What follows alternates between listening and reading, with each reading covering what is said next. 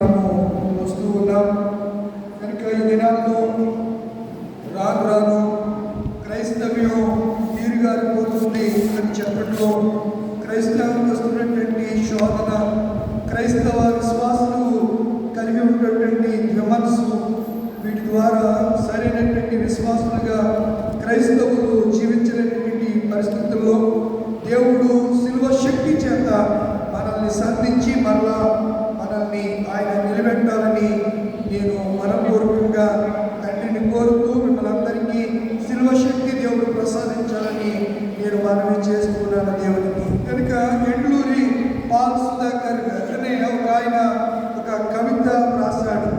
పరలోకపు కోయిల నరలోకానికి నడిచి వచ్చింది, పరమాత్మ కోకిల పాప ప్రపంచంలో పారిపోతుంది, కాకుల మోకలకు కోకిల గొంతులో కొత్త రాకు వినిపించింది, కోకిల కూతలతో ఏదో కొత్త లోకం కనిపించింది అనే మాటలు ఆయన మాట్లాడుతూ రసరమ్య రక్షణ గీతాలతో ఎడారి జీవితాన్ని వతంతం చేస్తుంది సిలువ.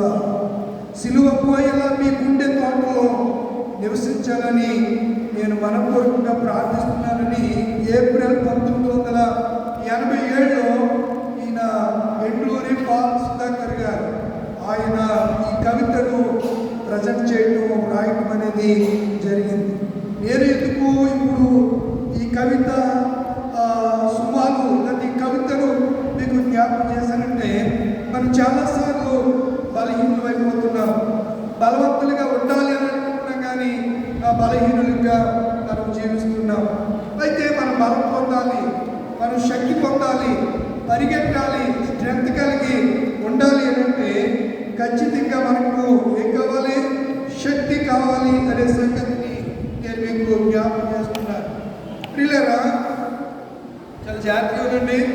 10 నిమిషాలు నన్ను ఇబ్బంది పెట్టొద్దు, ఇసుకించొద్దు. ఎవరు కూర్చున్నారు, జాగ్రత్తగా ఉండాలి. మళ్ళీ తిప్పి కానించి మీ ఇష్టం. తర్వాత పదే అనిపించుకుంటే మీకే నష్టం. పదే చెప్పను.